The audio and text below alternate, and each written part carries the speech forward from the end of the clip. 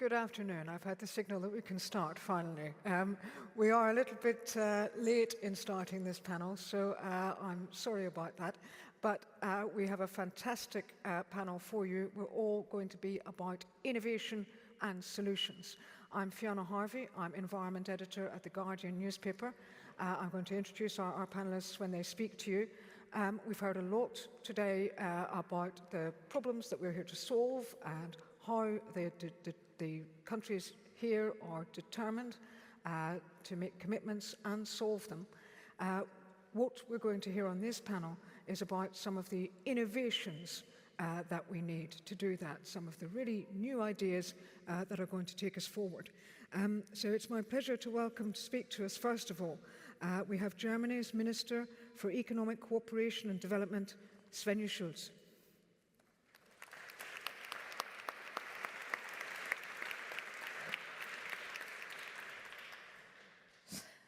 Ladies and gentlemen, we all know that the natural disasters are aware here, that they are still here. Floods in Brazil, cyclones in East Africa, heat waves in India, heavy rains also here in Germany. The last few months alone have shown that climate-related disasters occur everywhere in the world, and the impact the lives of very many people dramatically. So some people in the world, and Mia mentioned that in the first panel here, some people are more affected than others because they live in countries that are particularly exposed to climate change, and because they don't have the financial means to adapt to a changing climate or cope with its impacts, they are more affected. So we may call all these natural disasters, but the truth is climate change is human-made. And this is why we as international community must act together to find solution to this truly global challenge that is not the task of only the affected countries, it is the task of all of us. And two aspects are particularly key to these solutions. I think you all know the first is money. We need money because the current level of climate finance falls short of what is required to address the scale of the crisis, and more money is needed. And in my view, it is the responsibility of the largest emitters, both historical emitters and current emitters, to contribute their fair share to the international climate finance if they have the economic means to do so. And we have just heard from our Chancellor Olaf Scholz in the opening speech that Germany stands ready to contribute its fair share because it is our responsibility, because it is about solidarity, and because this is an investment in our collective future as humankind. But you all know money is not enough. There's a second aspect, and that is access to the funds that are already there. Existing multilateral climate funds, and two important ones are here with us, play a really crucial role in supporting countries and supporting communities as they build resilience against climate change and in supporting a just transition. But we hear from vulnerable countries that there is still a challenge regarding a timely access to the necessary funding. And time, that is something the most vulnerable countries do not have. So they need to provide social protection to those who are affected by disasters immediately. They need to establish early warning systems now and not in the future. They need to support to achieve their national goals today. And that is why a reform is so urgent. I regard the harmonization of the largest funds is a key priority. And joint country platforms and common applications and report procedures are just some of the examples that would help to channel more resources to the people that need them most, and they would increase the impact of climate funds. So, in fact, enhancing access to international climate funds also contributes to reforming our international financing architecture as a whole, and that is really needed, strengthening the position of the most vulnerable countries, give them a voice, give them more access. That is what is needed to make the international system fit for addressing really today's global challenges. And this is what has brought us together here in Hamburg, our joint commitment to accelerate progress towards reaching the SDGs, and that is why we are here and what we want to reach. Thank you. Thank you.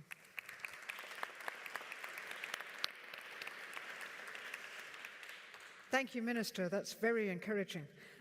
Now we are going to hear from the Prime Minister of Barbados, Mia Mottley, who's been very much a leader in this space. Thank you very much, Fiona. You know, I feel almost that this morning I was able to address some of the issues as it relates to finance generally for both climate and SDGs, period. I want to salute Mafalda and the Green Climate Fund, because if it wasn't for them, with the role that they play in helping to give grant funding, many of the things that we are doing, and we're not doing enough, but many of what we are doing cannot be possible because the absence of fiscal space means that very often countries do not have the capacity to even borrow and spend once they borrow in the timelines that are necessary to build resilience. And the Green Climate Fund has been able to put grant funding on the table in a way that has made many a project more affordable for small and even middle-income vulnerable states. We have taken over chairmanship of the V20 countries, the Climate Vulnerable Forum countries. There are currently going to be 70 of them, 2 have just come in, and we expect to see those numbers grow. But we want to be able to work in a concrete way. And Ajay made the point this morning about the difficulty with regulation. If the regulatory framework in this highly complex area is not settled, the investments will not be made. I made the point about economies of scale. If we don't have economies of scale, renewable energy can in fact be more expensive for consumers and businesses in countries, and therefore there has to be a leveling mechanism if we are going to get populations willingly wanting to move in this direction. If we don't change the mechanism or settle a mechanism for how we deal with carbon pricing, we're going to continue to have the discrepancy and the disparity between the prices that you can achieve here in Europe in excess of $100 and then in a Guyana, $6 or $8, or in Africa, similarly, those amounts. If we don't equally ensure that the procurement capacity through pooled procurement is there, then we still will end up with trouble, because finance is not the destination. The destination is, in fact, projects that are capable of being implemented to benefit people. And if we can't have access to the batteries or to the panels because our numbers are simply too small to command attention to get it out to the marketplace, we still haven't gotten any further. And while we accept that Ajay and others, and believe you me, the movements that we've seen from both the IMF and the World Bank are in the right direction. The RST has gone in the right direction, but the problem is that vulnerability doesn't know quotas. So when I said this morning that the countries who constitute the membership of these entities have now to step up to the plate to free their hand even more, it is because we need to remove the constraint of quotas with respect to a very successful mechanism called the Resilience and Sustainability Trust. We would like more, and in fact, what we did with some of ours is to leverage it with contributions from the Green Climate Fund and also the Latin American Development Bank, CAF, as well as other countries that have come in, but we've leveraged some of our money to create a blue-green investment bank to be a market maker, because unless you get the microfinancing done to the companies, to the housing projects, to those things, you're not going to build the resilience. Remember, many of our economies, like this one, even here in Hamburg, are coastal economies. So if you have sea rise, or if you have the destruction of coral reefs, you then have what Barbados had, regrettably, in July this year. Hurricane Beryl hit us hard. It didn't hit us in the way that it hit Carriacou and Union Island and those others where they decimated all of the housing. It hit us where it hurts in our pockets because our coastal infrastructure was badly damaged. Our fishing industry, 90% of it decimated. To build back even the fishing boats necessary for them is not something that's going to happen in a hurry, because the moles don't exist and the capacity to do what you can will take years. The fishing harbor itself has been damaged, 40% of it, but you have to repair it, but you're then told that when you repair it, it's not going to be good enough for the long run, so you have to build a new one too. But you can't just go and build a new one, because you need studies to build a new one, because you're dealing with currents, and therefore it's complex. So you spend $15 million US to fix, only to have to spend $250 million US to look at a new one. And these are the kinds of real challenges that we face. And that's why I say, when you consider that we didn't create the crisis, but to ask us to crowd out our space for debt for development, now with debt for recovery from climate, is an unjust act. And therefore, unless you have some grant funding, unless you have money for loss and damage, and unless you have highly concessional rates for middle-income vulnerable countries that are not based on them being excluded because of per capita GNP, you're not going to make the journey. So my country, to cap it, I can go tomorrow from dealing with qualitative improvements in education to having to deal with basic access within 48 hours. And if we thought that it was only small countries, because we were the Canaries, you only have to look and see what Hurricane Helen has done in the United States last week. And they fear now that they have another one on track called Milton that can make Helen even worse for the people who live there. That is the reality of the world in which we live. But guess what? In the US, people can move to another city or another state. In my country and other small states, that's it. We face wipeout risk, and that is at the core of migration at the very time when the world does not know how properly to address migration. It only knows how to deal with money moving, but not people moving. Thank you.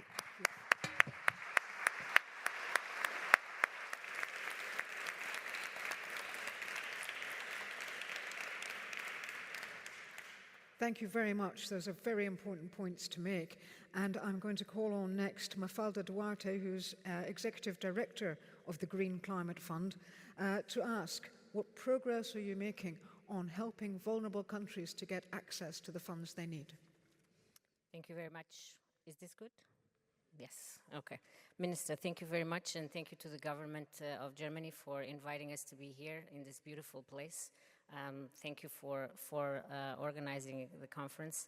Thank you for making one of the key events of the conference on vulnerability meets finance, because I think we really need to hammer this. Vulnerability meets finance, or finance meets vulnerability, is one area that we really need to dedicate more attention to. And just to say as well that it's a great honor to be amongst all of these great female leaders.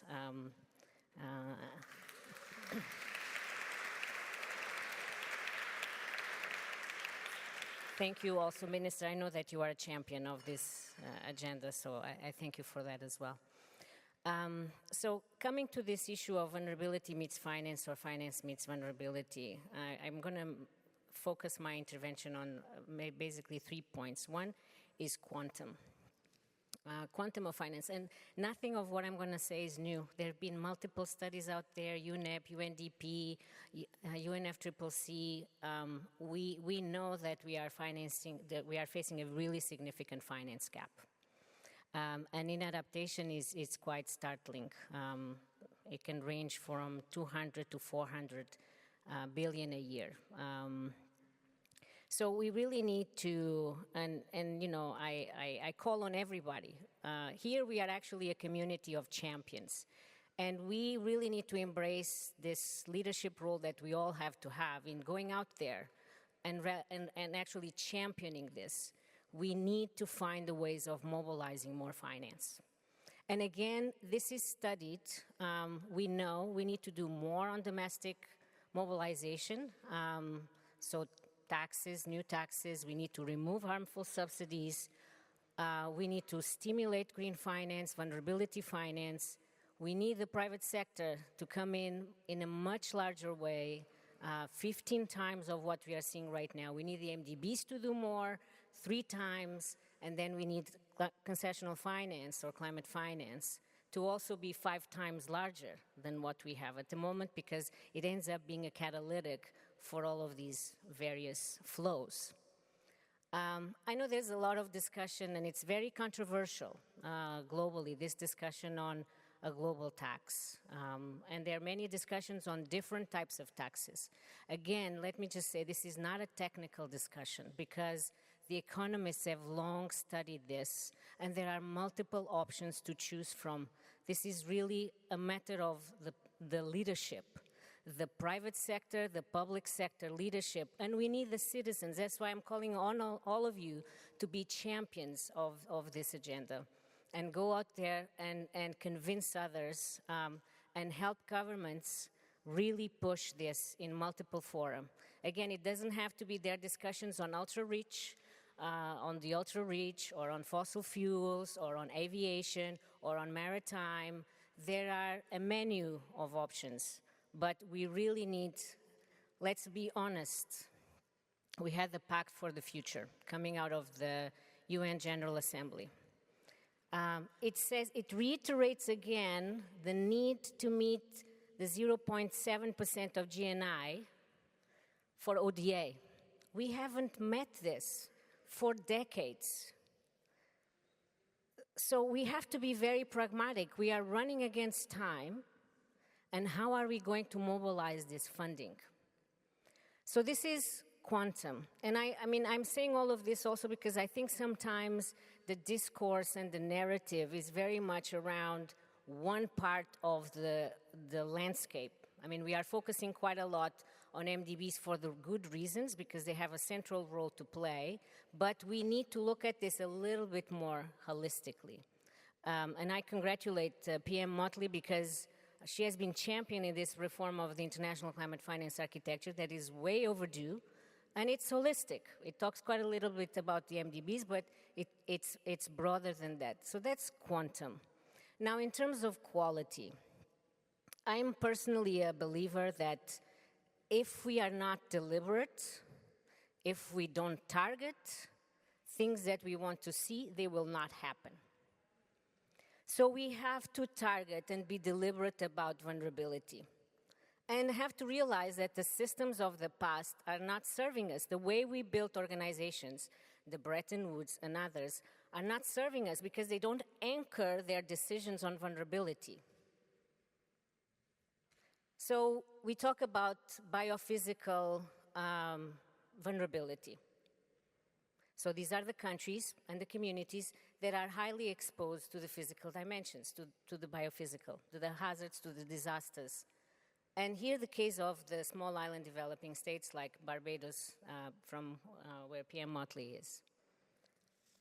Imagine a country like Germany or many other countries that suffer from these mega natural disasters on a really regular basis, like every year or every 2 years, and it wipes out more than 2 digits of their GDP. This is what's happening. This is what's happening with small island developing states. The conversation in small island developing states, which is like, for us, it should be a call out, and it's surreal. I was in New York just recently, and the fact that we have now a process in the UN to discuss whether islands that might be submerged by sea level retain their statehood and their maritime their maritime zones. This is the state of the world we live in right now. So do we have systems that actually think about this level of vulnerability, the biophysical? And by the way, this is all fueling debt, which is a mega crisis we have at the moment, and it's all fueling insecurity or lack of security. She's giving me the looks. So just to say that, we have to target. So in the context, just to come to GCF, and this is what we need to see more of. Actually, the board had decided that 50% of the funds of GCF needed to go for adaptation. And they actually decided at that point in time that we were going to focus on LDCs and SIDS in Africa. And that we wouldn't be dependent on income level of the countries in terms of the financial type of support that we provide. So if it's grant that is necessary, it's grant. If it's concessional lending, it's concessional lending.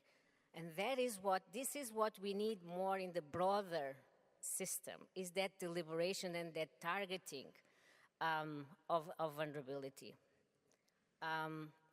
Now, Minister, you spoke. I know that this is a topic I also know from your team that you are championing and very interested in, is simplification of access. So I'm gonna close with this one. This is something that I have embraced as I took over this role a year ago. I have said a few things in the 50 by 30 vision I announced last year at UNGA. One, my first point was targeting vulnerability. Second point was also to mobilize private sector, much more private sector investment. Third is simplification, is efficiency, simplification of access. And again, just to say, we don't have a lot of time to get into many of the details, but again, it's a matter, even on simplification of access, it's a matter of deliberation. The institutions we have at the moment, and I've worked in government, I worked in multilateral development banks in funds for quite some time. The institutions we have at the moment have been built around a certain set of parameters that unless if we change some of these parameters, with the window we have, we're not going to make it. We really need to think very carefully about what are these operational modalities, what are these parameters that will enable us to act at speed and scale to deliver in this very narrow window of opportunity we have. Thank you. Thank you. Excellent.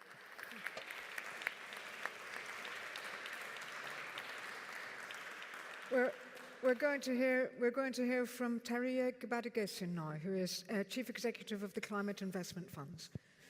Briefly, yeah, thank you. Thank you, Fiona. And thank you to the government of Germany for this most excellent forum on engagement on vulnerability and on people. The CIF focuses very much on a programmatic approach to allocating climate finance. Indeed, programmatic interventions and strengthening system coherence are key underpinnings of the CIF operating model. With over $12 billion of committed funds, we are one of the largest pools of concessional finance working exclusively through the 6 MDBs. We bring them together as a system. Now, when contemplating access and coherence of the multilateral climate funds, also called the MCFs, in the context of low-income countries and SIDS, it's very important that we also identify certain distinctions between the MCFs. CIF, for example, has only 6 MDB implementing agencies which work to support countries to access funding. And while we are nimble in that space, leveraging the MDB systems gives us a great deal of distribution capability. There are still great areas of improvement on especially how countries and the private sector interface with the MDBs to access CIF funding. And indeed, there's a great space for us to further even integrate MCFs into our model. The CIF is most certainly committed to strengthening collaboration, having built our credentials of MDB collaboration through our programs. In fact, it was thankfully under Mafalda's leadership that CIF pushed for a pioneering joint statement of the funds signed at COP26, which preceded a declaration by all the MCFs at COP28 to work together. In fact, we've been working on an action plan that is a living document. Ultimately, this simplification and streamlining of engagement with MCFs has been an ongoing work. Our evaluation teams have been working together, gender, but we really believe that part of fostering collaboration can also be done through active collaboration on programming, on collaborative pilots directly benefiting recipient countries, which is basically their ask. For example, the CIF has been curating as its follow-on resilience program from its original pilot program on climate resilience, which deployed about 1.2 billion in grant funding to low-income countries and SIDS, that we can actually continue on this effort by leveraging the comparative advantages of the MCFs. Joint MCF programming is one of the ways we can actually ease the overall burden of access, because what we could do is demystify this and in some respects defragment this complex architecture for the developing countries, especially the vulnerable ones that need an easier way to navigate our various processes. Now, as we seek to use our second resilience program as a pilot for this concept of MCF joint programming, is just one of the things we're working on. We have been engaging across the board with how to bring in MCFs and MDBs to work together in this integrated way to target areas, in this case, will be to vulnerable countries. Now, we are in a climate crisis, particularly for vulnerable countries, SIDS and LDCs. No one knows better than the Prime Minister. The effort is not easy. Collaboration is never easy. Just ask the US men's Olympic relay team, and I can make that joke because I'm American. But really, we have to try. So thank you. Thank you.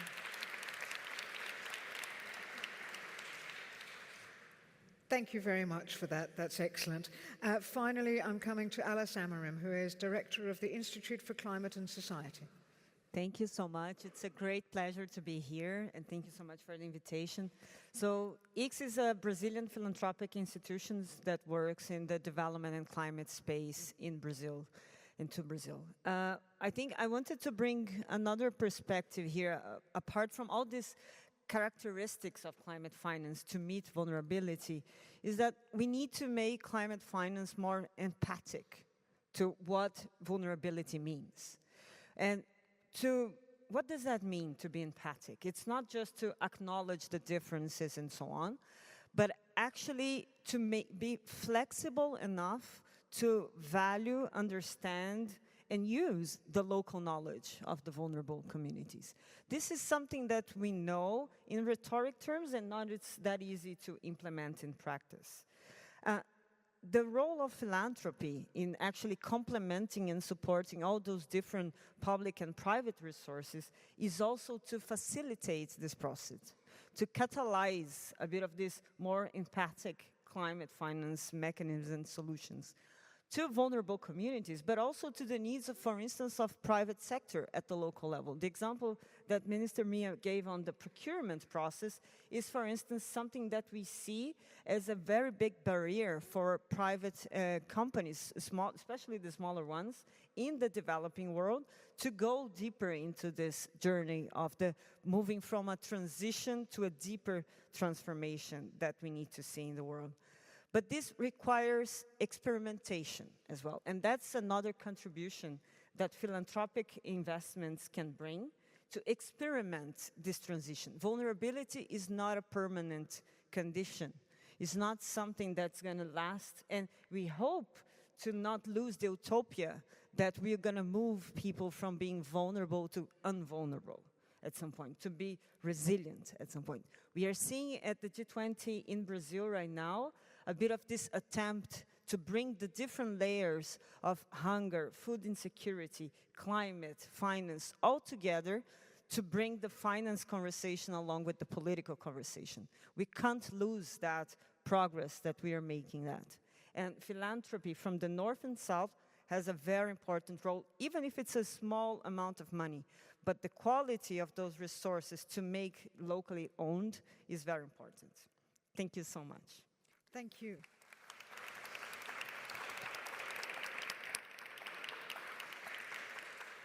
Thank you very much. Now, we started this panel a little bit late, and we've got to finish bang on time because people have got to get off to other places.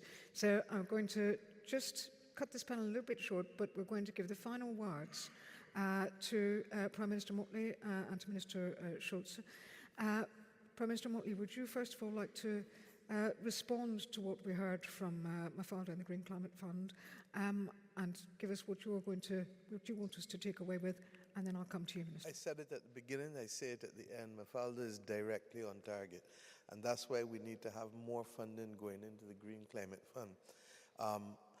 Her ability to target vulnerability is unique. I don't get that in the other institutions, and because my country has worked hard to bring itself out of poverty, we are penalized for being a middle-income country, both in terms of the cost of capital as well as access to capital. But yet I have to be able to make a race with the next decade to become resilient. If I don't get it, then, and we know the numbers, I spend $1 now to build resilience, I save $5 to $7 in damage, and not to mention loss of life. We can't have sustainable growth that is fair and equitable if we have war. We can't have sustainable growth that is fair and equitable if other things are sucking the oxygen out. But simply, if we just don't make the decisions that are appropriate. If we know that we need to target vulnerability, then we can't be using per capita income to determine concessional terms or access. That's why the Bridgetown Initiative 3.0 says 3 quick things. 1, we need to change the rules of the game. These are some of the rules we need to change, as well as representation. Because if I'm not there, you don't know what my condition is if you don't talk with me. 2, we need to shock-proof vulnerable economies. Whether those vulnerable economies are poor, middle income, or high income, as we're all seeing, the losses are there. The question is, can they recover? Do they have a buffer? Can they be shock-proofed? Thirdly, we need to significantly augment the resources. And whether we like it or not, we're spinning top in mud purely because rich people and rich companies don't like being taxed. And for the first time in history, the world is agreeing that that should be their condition, that they should get their way. And the majority of people who live in the world have now to live with the fact that a handful of people are sucking everything out once again, and the rest of them are not living. Unless governments and international multilateral organizations change that perspective, we're not going to win this battle. And that's why, whether it is Bridgetown Initiative 3.0, the Paris Pact for People and Planet, Your Society for Climate and Society, you can't divide arbitrarily development and then say, okay, we're going to deal with climate, but we forget about schools and hospitals. If you're going to give me money to build infrastructure that is resilient, you can't tell me it's only coastal, but then I have hospitals and schools that will be blown down or flooded out at just one climatic event. So we have to have a holistic development perspective, but it has to be from fundamental values. And that's why I continue to make the point that the theory of Ubuntu, concept of Ubuntu, I am because you are. If I don't define what our common humanity is and how we work together, we're not going to make the decisions, because we're going to find every excuse along the way to be able to say why it can't be done or why we didn't share and we're not sharing the resources. And it's too simple. It just really is. Thank you very much. Thank you very much. And finally, Minister Schulze, what role will Germany play? I think it is important that we have 2 discussions and two fields where we are active in. One is we need more money, and that is not only the money from the governments. There are some who can pay more. That is what I advocate for. we need also to mobilize more private money and to bring it in the right direction. And that is needed. And I think discussion about taxation, that is one important thing here on this conference. We need to bring that forward. We need more money. And I really, I find it really helpful that the Brazilian G20 presidency advocates for a tax for the most rich people of the world. That is the right way, and we need to do this discussion in a political way. It is a political decision, and we need to bring that forward. And the second is, and that is also important, and we should do that also, it is access to finance. It is hard for the most vulnerable to take these decisions, and we don't want them to choose between schools and feeding their people and climate change and the adaptation on that. These countries need both, and so we need to discuss about the access to finance, make it easier, make it more just, make it green and just. And that is what we want to do here on the Hamburg Sustainability Conference. One thing, you keep saying we need to. Yeah. I would like to hear from you, we will. Yeah.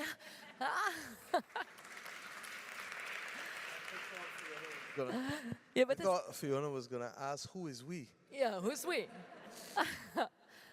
That is what this conference is about. That Germany is doing its fair share. We deliver money, we deliver this support here, we deliver this conference. But it is about action to do more of that. We need more people to be engaged in that. And that's not only the states, it's not only the governments, it's also the private sector and also the foundations that we need on board. It is not enough money that we have now. We need to bring more money on board, and that is what this conference should do, bringing people together, and maybe this conference is the first step to make the access easier. If I may, and Germany is in fact doing much more than most, and I really want to say so, and I thank both Federal Chancellor Schulze and yourselves for leading the effort in this way. But there's a danger that's happening, and Mafalda raised the issue of the 0.7% target for ODA. The reality is that much of the ODA is already being redefined and resliced up, but it's the same pot and it's not getting there. And now we're hearing even more because of the problems in Europe and North America with respect to migration. That money is being now applied in the domestic territories and being counted as ODA at the very time when you know it was never intended for that purpose. And that technically migration ought to have been considered as part of their domestic financing, because you're really building capacity in your own country to deal with migration at the very time that you need workers, because your populations are declining and aging. But then you call it ODA, which then takes away from the countries that really should be getting the ODA to make the global commons and the world a safer place, and people give them opportunities in ways that haven't been given. So there are some discussions, and we need to stop being disingenuous about how we treat to these things and confront it, because if we don't, climate's still coming, the fire's still coming, the flood's still coming, the hurricane's still coming, the wars regrettably are now taking up the oxygen, the disruption to supply logistics, the removal of the opportunities from a world that is going to be fueled by international trade with the protective mechanisms that are being put in place and tariffs that people are promoting. All of this is going in the wrong direction. And if we don't stop and have the conversation, and that's why I want to salute Germany for having the courage to be able to say that, look, we need to have some decisions. And Chancellor Scholz made the point last year, but it can't just be a point of conversation, that there has to be a different model of extraction of commodities, because if you're going to go to the renewable energy sector, you need the materials to build out the sector. But if you're going to have an extractive policy that mirrors the last 5 centuries, you're not going to make it either. So that is the resetting of the conversation and the resetting of the values that is absolutely critical at this point. And I hope that when we move from fora such as this, that we can get into fora where decisions are being made and where decisions and treaties are binding. And that can only happen appropriately in a multilateral scheme. and framework. Thank you. Thank you. Thank you very much to all of our panelists. We've got a very full day ahead. That's been a very productive and very helpful and informative panel. Thank you all very much indeed. Thank you.